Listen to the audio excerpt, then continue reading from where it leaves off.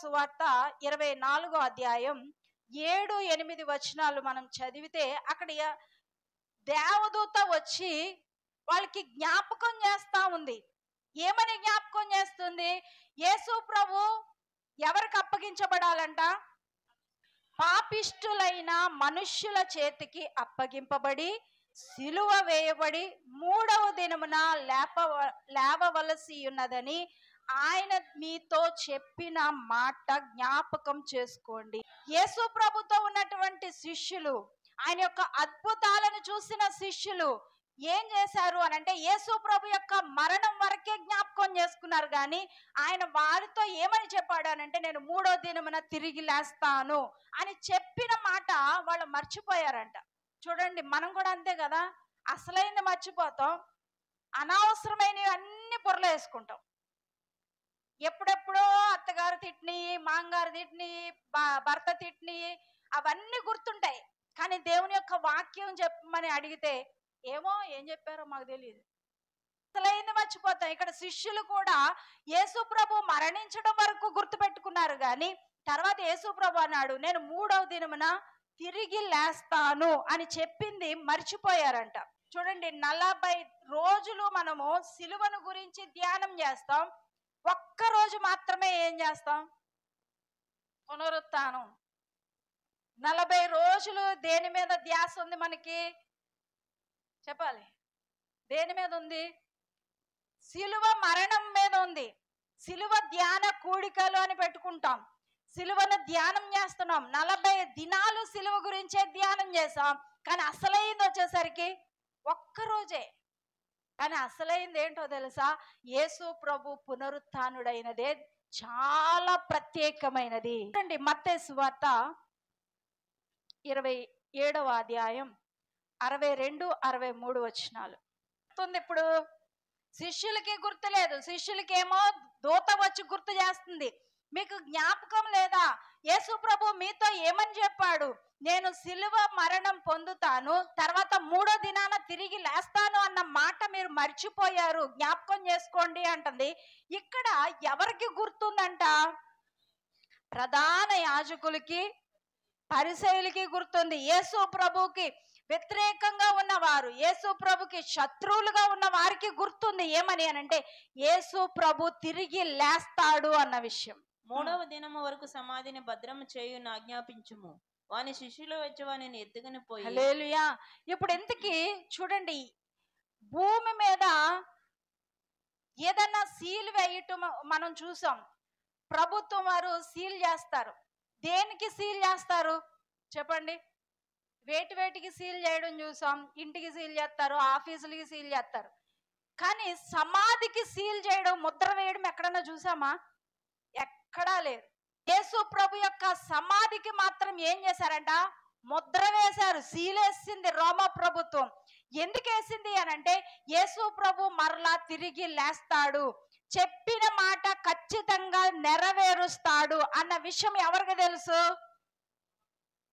పరిసయ్యులకి తెలుసు, వ్యతిరేకంగా ఉన్న వారికి తెలుసు.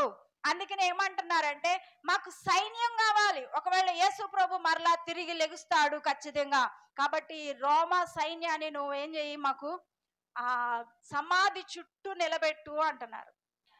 కొన్ని వందల మంది సైనికుల్ని సమాధి చుట్టూ నిలబెట్టారు. ఎందుకు అనంటే ఒకవేళ యేసు ప్రభు కనుక తిరిగి లెగిస్తే, బయటకు వస్తే మరలా లోపలికి తోసేసి పెట్టేయండి అని. చూడండి ఎంత దారుణంగా ప్లాన్ చేస్తున్నారో వాళ్ళు.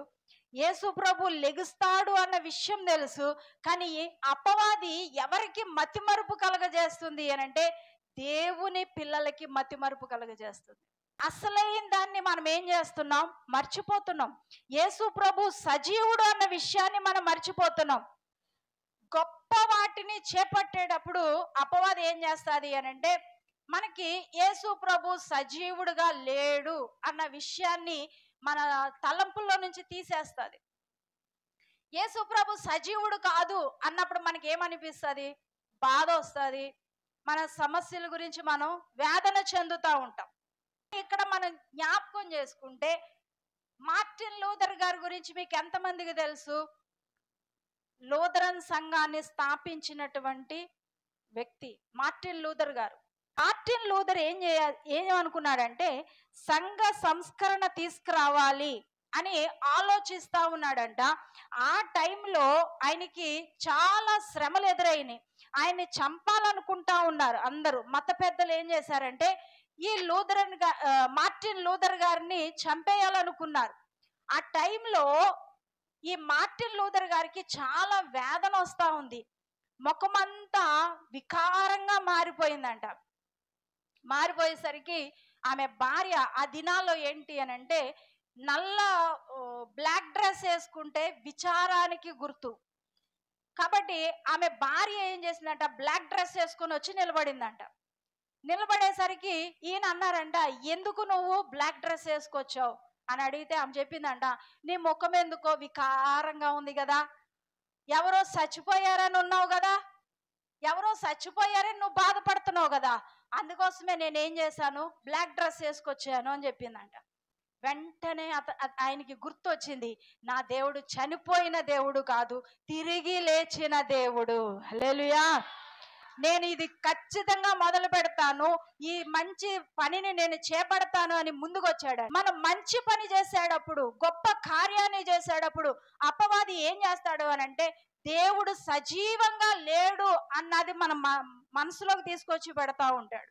జీవితాన్ని చేతకాని వాడిగా, చేతకాని దానిగా ఎప్పుడు మనం తయారవుతామనంటే మన దేవుడు సజీవంగా లేడు అన్నది మనం సజీవంగా ఉన్నాడు అన్నది మర్చిపోయినప్పుడు తయారవుతాం. కూడా చూడండి, అక్కడ ఉన్నటువంటి శిష్యులందరికీ ఏం తీసుకొచ్చాడంటే మతిమరుపు తీసుకొచ్చాడు. చనిపోతాడు అన్న విషయం తెలుసు, 3వ దినమున తిరిగి లేస్తానని కూడా అదే యేసు ప్రభు చెప్పాడు, కానీ వీళ్ళు మర్చిపోయారు. మనల్ని కష్టాల్లో నుంచి వెళ్తా ఉన్నప్పుడు, గాఢాంధకారమైనటువంటి స్థితిలో నుంచి మనం వెళ్తా ఉన్నప్పుడు మనకి ఏం తెలియాలి అని అంటే మన దేవుడు సజీవుడు అన్న విషయం మనకు తెలియాలి. ఆ బాధలు మనల్ని ఏమీ చెయ్యు. యోబు ఏమంటున్నాడు అనంటే యేసుక్రీస్తు ఒక్కడే సజీవుడు, నా విమోచకుడు సజీవుడు అంటున్నాడు. యోబుకు వచ్చినటువంటి శ్రమగా అనిపించలేదు. ఎందుకు అనంటే నా విమోచకుడు ఎవరు, సజీవుడు. ఆయన బ్రతికి ఉన్న దేవుడు, ఆయన ఏదైనా చేయడానికి సమర్థుడు. మత పెద్దలు ఎన్నో ఆటంకాలు తీసుకొచ్చారు, కానీ ఆయన యొక్క మరణాన్ని, ఆయన యొక్క పునరుత్థానాన్ని మాత్రం ఎవ్వరు ఆపలేకపోయారు. చాలా పర్మిషన్లు తెచ్చుకున్నారు రోమా ప్రభుత్వం నుంచి, కానీ యేసు ప్రభువుని ఆ రోమా ప్రభుత్వం పునరుత్థానం నుంచి ఆపడానికి ఏమైనా అక్కడ కారణాలు ఉన్నాయా? ఆపగలిగారా వాళ్ళు? ఆపలేరు. ఎందుకు ఆపలేకపోయారు యేసు ప్రభు యొక్క పునరుత్థానాన్ని అనంటే యేసు ప్రభులో మరణానికి కారణమైనటువంటి పాపం ఆయనలో లేదు. యేసు ప్రభు పునరుత్థానుడయ్యాడు. మన దేవుడు ఎంత గొప్ప దేవుడో. సిలువలో మన యొక్క పాపం అంతా ఆయన మీద వేసుకున్నప్పుడు ఆయన మరణించాడు, ఆయనలో పాపము లేదు ఇప్పుడు. అందుకనే ఇప్పుడు ఏం చేయబడుతున్నాడు, పునరుత్థానుడయ్యాడు.